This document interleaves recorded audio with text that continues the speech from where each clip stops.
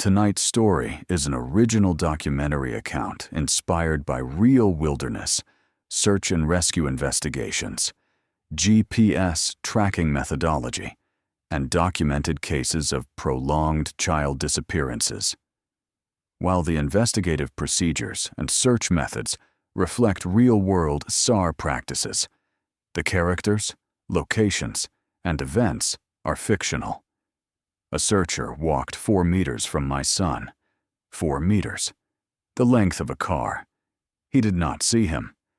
That was day 4 of the search. There were 412 people in that forest looking for my 8-year-old.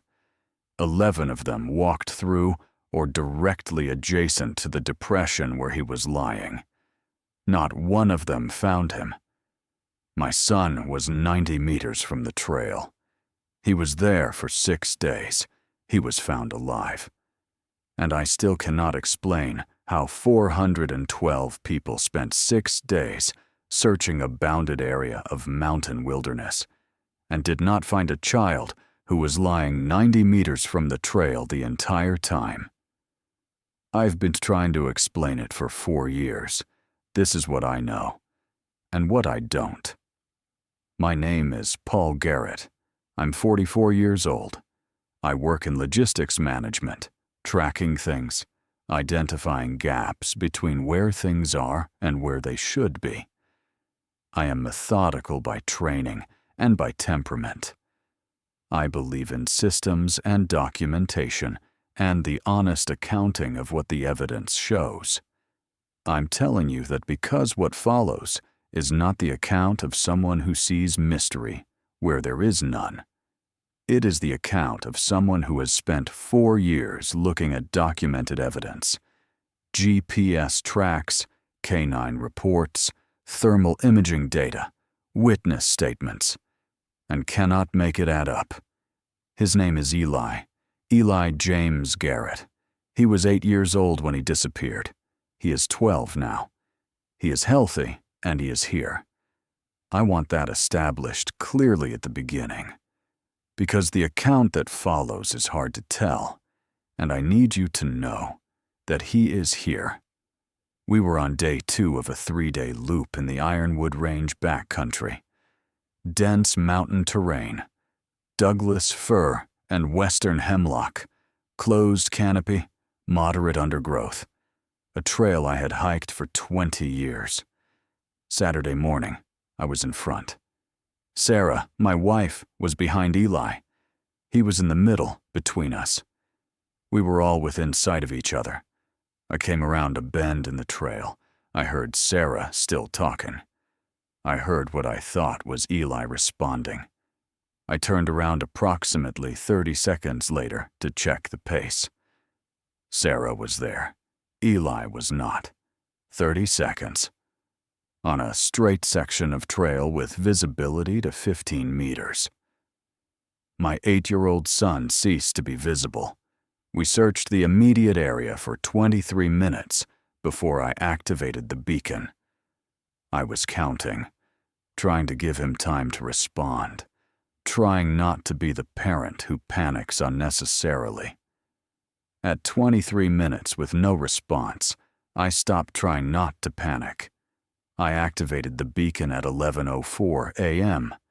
Eli had never been a child who wandered. He knew trail markers. He knew the protocol.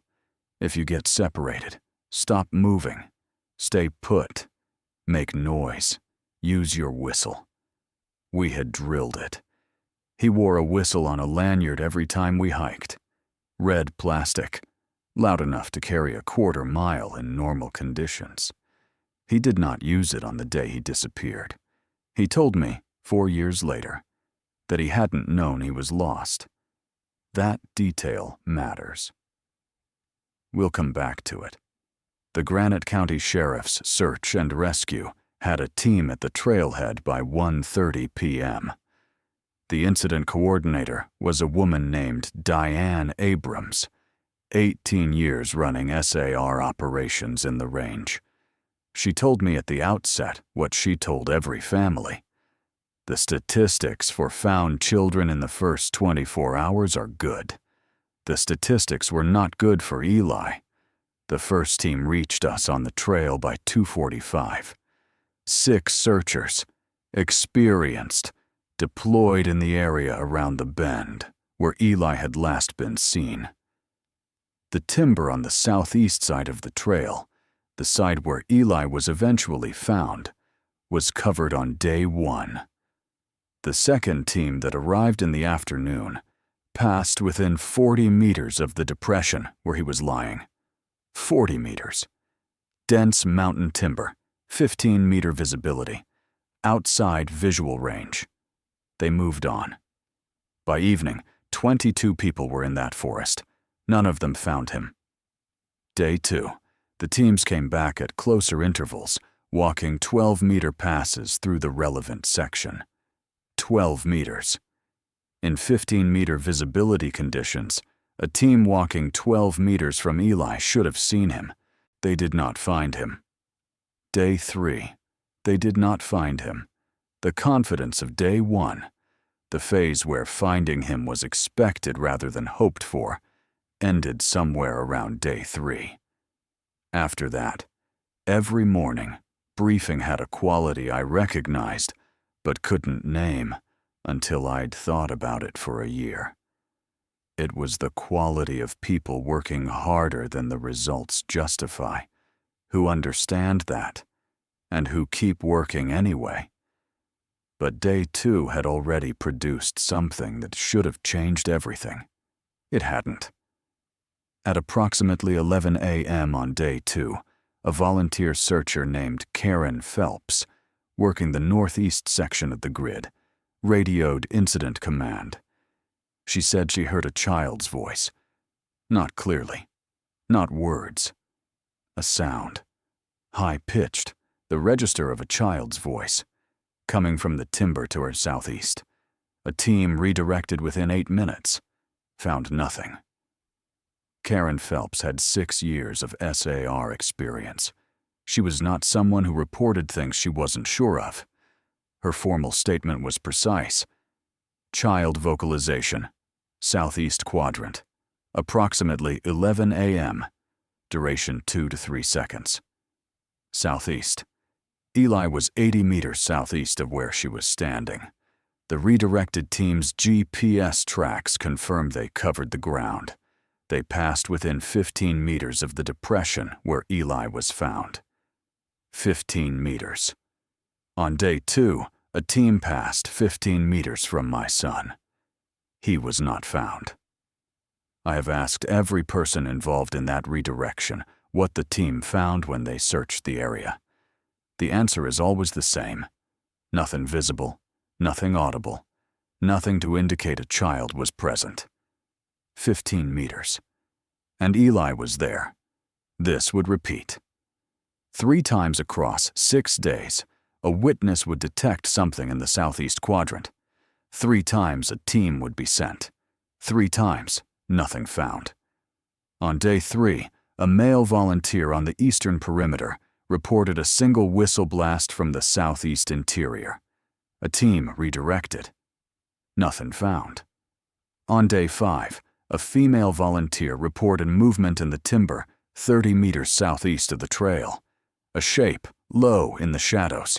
A team redirected. Nothing found. 3 witnesses. 3 detections. 3 teams sent to the right location. Eli was in the southeast quadrant the entire time, and each time the teams came back empty. I cannot explain that. But the dogs on day 3, are the part I cannot put down. Day 3. 2 tracking dog teams arrived from different facilities, run by different handlers who had not communicated about the case. Both were given Eli's fleece and a sock from his hiking boot. The scent was fresh and strong. The first dog tracked from the trail at the disappearance point. It moved northeast along the trail for roughly 40 meters, then turned southeast into the timber. Southeast. Same direction Karen Phelps had heard the voice. The handler let the dog work. It moved through the timber with the focused pace that indicates a strong scent. covering ground, reading air, and ground in alternating sweeps. At approximately 60 meters southeast of the trail, the dog slowed. At approximately 70 meters, it stopped. It circled a section of ground, returned to it, circled again. The handler examined the ground at the dog's focus point. She found nothing visible. No impression, no disturbed vegetation, no sign of a child. The dog was certain. She could read that. But there was nothing to see. She tried a fresh approach, started the dog from the trail again. Same result. Same endpoint. She called in the second dog that afternoon. Fresh scent. Different handler. No information passed between them about the first dog's result. The second dog tracked southeast from the trail. It stopped at the same point. 2 dogs. Same endpoint. 70 meters southeast of the trail. Eli was found 90 meters southeast of the trail, 20 meters beyond where both dogs stopped. The handlers examined the ground between the stopping point and where Eli was eventually found. They found nothing that explained why both dogs had stopped 20 meters short. They still cannot explain it. Diane Abrams, 4 years later, told me the canine behavior was the most anomalous single element in the case. She said, "In 18 years, when both dogs stop at the same point, they've reached the end of the scent trail, which would mean Eli's scent ended 20 meters from where Eli was." She said, "I don't know how that happens." Neither does anyone else I've spoken to, but it was about to get stranger. Day 4. A helicopter with thermal imaging equipment flew the search area. Conditions were good. Cool overnight temperatures had created meaningful contrast between body heat and the forest floor. The sensor operator had worked mountain SAR operations for 11 years. He flagged one anomaly, a heat signature in the southeast quadrant, approximately in the area where the dogs had worked on day 3. The signature was brief, present on one pass, not confirmed on subsequent passes. Potentially a small mammal, potentially an artifact of the imaging. He classified it as ambiguous and filed it as unconfirmed. A ground team was sent to investigate. They passed within 25 meters of the depression where Eli was found. The thermal flag was dismissed. The team moved on. Now, here is the number that stopped me when I first saw it.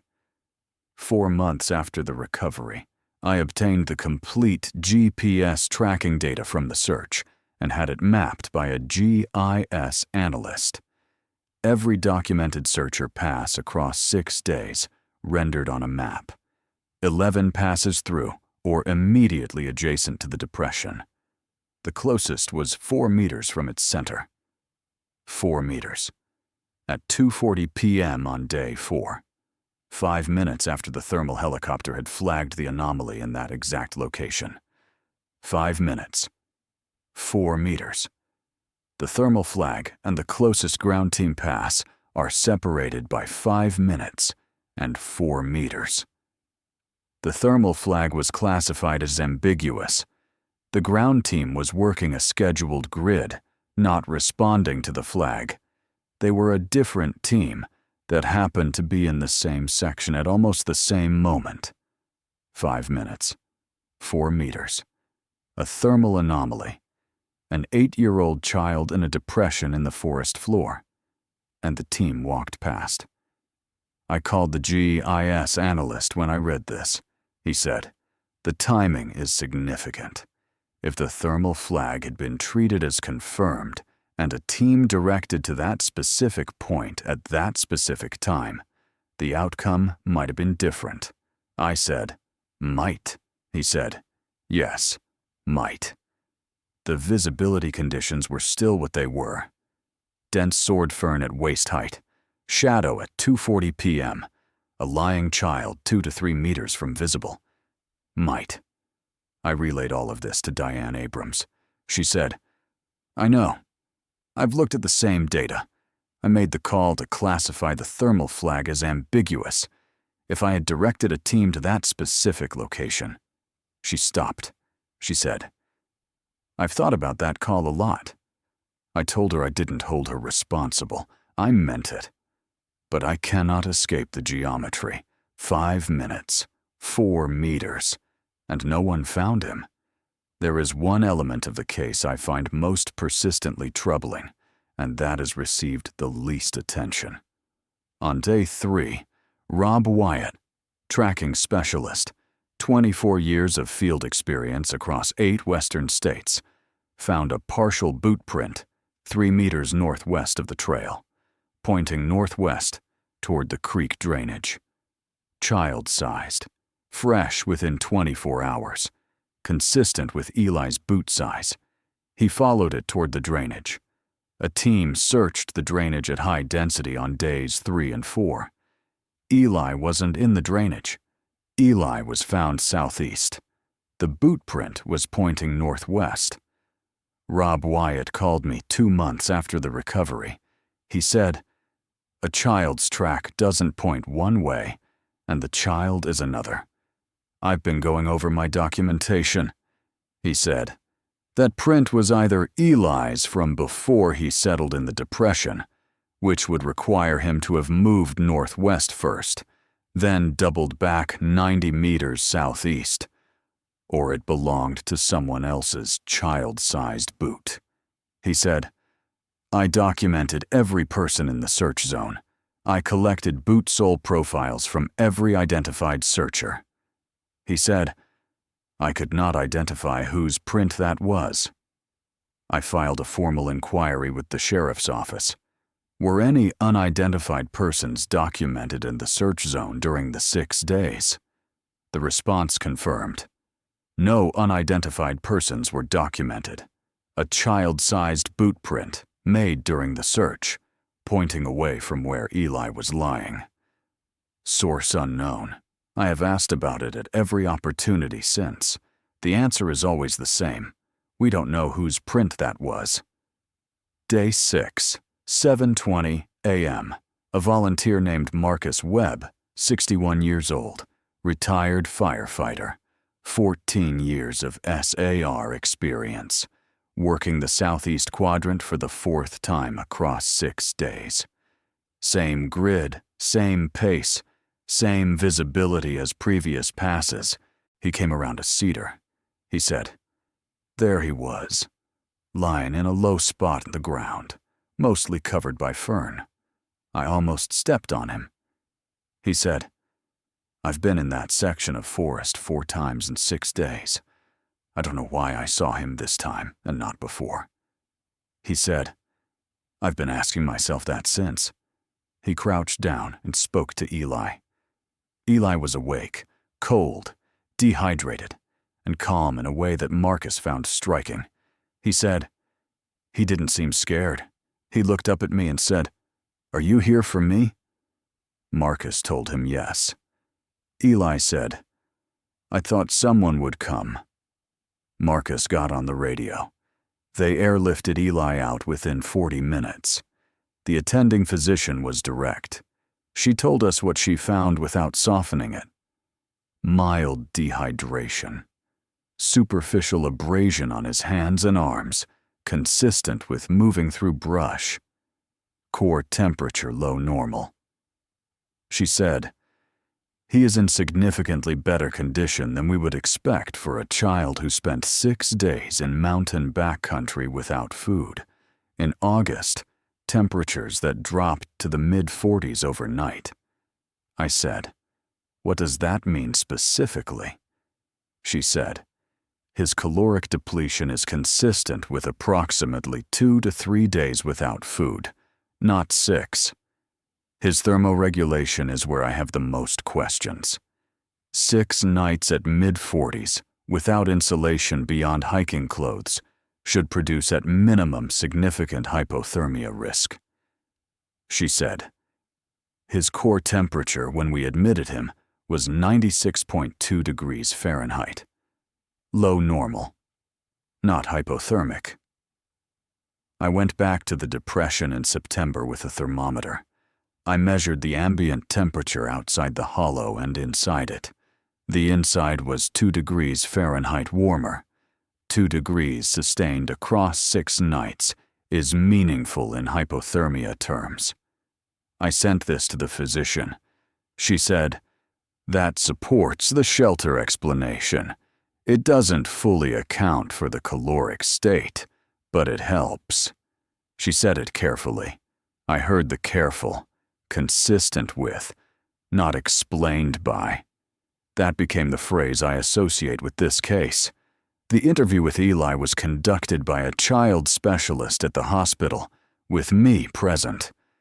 Patient, indirect, no pressure. His memory of the 6 days was fragmentary. He remembered looking up and we weren't there.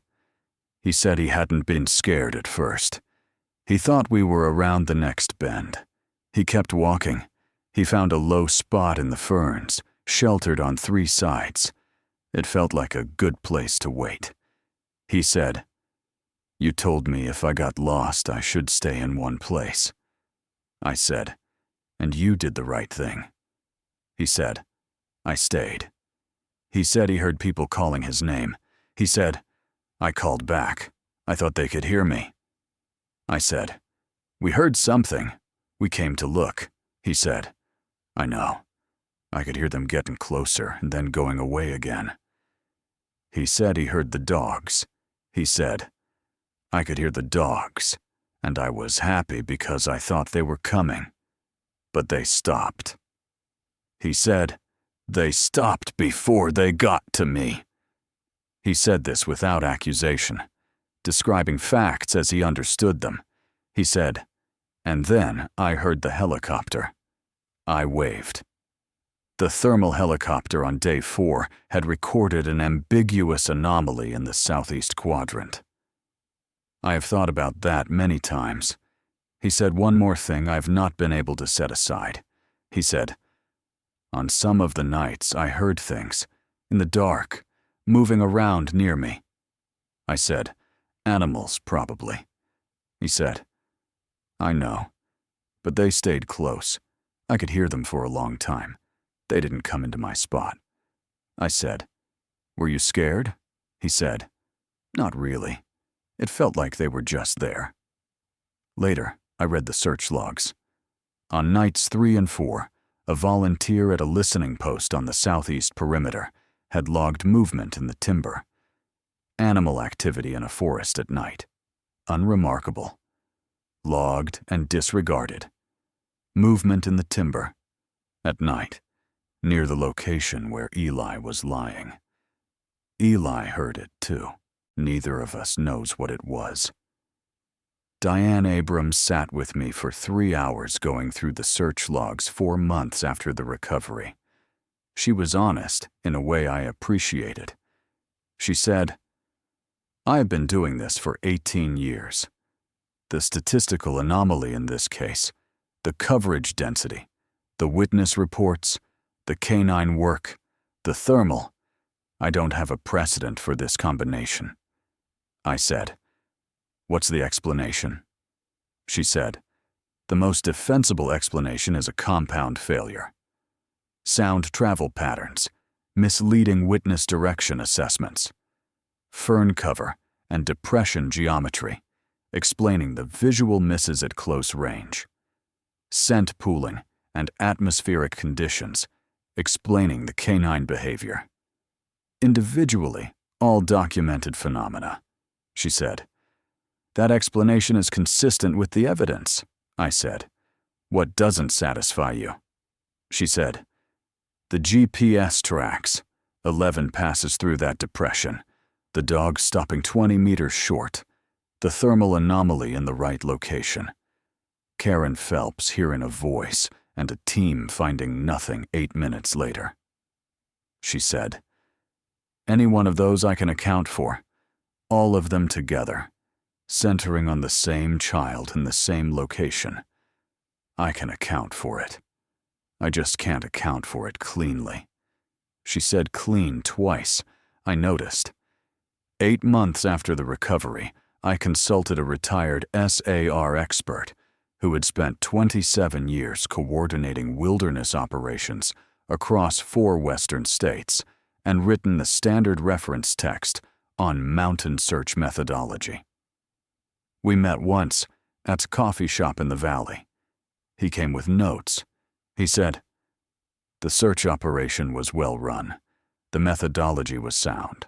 The coverage density was high. This was not a failed search in any conventional sense," he said. And yet, he walked through the environmental explanations. Sound deflection, fern cover geometry, documented scent pooling mechanisms that can confound canine units in mountain terrain under temperature inversion conditions. Each individually documented, each with peer-reviewed literature behind it. I said, "And together?" He said, "Together, they require an unusual coincidence of conditions, all of them occurring simultaneously, all centering on the same child in the same location." He said, "Unusual, but theoretically possible." He said, "The boot print is the element I can't fit into the convergence theory. A coincidence of environmental factors doesn't produce an unattributed child-sized boot print. That's a separate data point that the convergence theory doesn't absorb." He closed his notebook. He said, "The search was thorough, and the outcome was good. Your son is alive. What happened in those 6 days is genuinely unusual. I don't think a clean answer exists. What you have is a series of documented facts that don't assemble into a single coherent picture." I said, "Is that the honest accounting?" He said, "In my experience, honest is the best you usually get." There is a statistic in the SAR consultant's reference text that I have not been able to stop thinking about. A study of wilderness child disappearances over 30 years found that in cases where a child is found alive after more than 72 hours, the recovery location is within the initial search zone in 87% of cases. Already searched. He writes, "The implication is not that search teams are incompetent. The implication is that searched terrain is not found terrain. Coverage does not equal detection. Wilderness search is an imperfect science applied to a 3-dimensional, dynamically changing environment, and the gap between those two facts is where most prolonged searches live. The gap between coverage and detection. That is where Eli lived for 6 days, 90 meters from the trail, 11 documented passes, 2 tracking dogs, a thermal anomaly, 3 witness detections in the gap. He came out of it on day 6 because Marcus Webb came around a cedar at a particular angle and looked down. I asked Marcus about that moment. He said, "I was looking down at that moment. Most searchers scan at eye level and slightly above. I was looking down, and I saw the fern moving slightly. No wind, so something was under the fern." He looked down. That is what found Eli. The gap between coverage and detection, closed by a retired firefighter who looked down at the right moment. I said, "Why were you looking down?" He said, "I honestly don't know." Last summer, Eli, now 12, said something to me that I have been sitting with since. We were in the backyard. Evening. He was reading. I was gardening. Out of nowhere, he said, "Dad, what do you think happened?" I said, "I've been trying to figure that out for 4 years." He said, "I think I know part of it." He said, "When I heard people calling, I called back. But I don't think my voice was going where I thought it was going. The hollow felt like a good place, but I think it made my voice go sideways." I said, "I tested that when I went back. You're right. He nodded. He said, and I kept thinking I could see people moving in the trees. When I heard voices, I looked toward them. I thought they would see me looking, he said. But I don't think they could. I think the ferns covered me. I was lying down, I said. The ferns covered you to the waist. You would have been invisible from more than about 5 meters. He said, 5 meters. He said, people kept walking past and I thought they could see me. They kept not stopping. After a while, I thought maybe there was something wrong with me, like I was hard to see. He said it matter-of-factly, not dramatic, a child describing his reasoning. I said, there was nothing wrong with you. You were just hard to see in that hollow. He said, I know, but it was strange. I kept calling. I kept thinking, why can't they see me? He said, I thought that for 6 days. He went back to his book. I went back to my gardening. I thought about 412 people covering that ground. About dogs stopping 20 meters short. About Karen Phelps hearing a voice and a team finding nothing. About 11 GPS documented passes through the depression. About my son lying in the ferns thinking, why can't they see me? And about the fact that I still cannot give him a complete answer. Not the sound deflection, not the fern coverage, not the environmental factors. The dogs. That is the piece that will not resolve. 2 separate canine units from different facilities, different handlers, with no communication between them. Both tracking southeast from the trail, both arriving at the same point, 70 meters out, and stopping. Not losing the scent. Not confused. The handlers were explicit about this in their reports. The dogs were tracking clearly and stopped at the same point. Diane Abrams told me, when both dogs stop at the same point, in my experience, they've reached the end of the scent trail, which would mean Eli's scent ended 20 meters from where Eli was. She said, I don't know how that happens. In 18 years, she had never seen it. Neither has anyone else I've spoken to. And that is where I leave this. Not with an answer. With a canine handler's report, filed on day 3 of the search for my son, documenting that both dogs tracked clearly to 70 meters southeast of the trail and stopped. And with the knowledge that my son was lying in a hollow 20 meters beyond that point. Lying there, thinking, why can't they see me? Calling back whenever he heard us. Certain that we were about to find him, for 6 days. And we almost did. Every time. But we didn't. And I don't know why. This story is a work of fiction inspired by real wilderness search and rescue investigations, GPS coverage methodology, and documented cases of prolonged child disappearances in mountain terrain.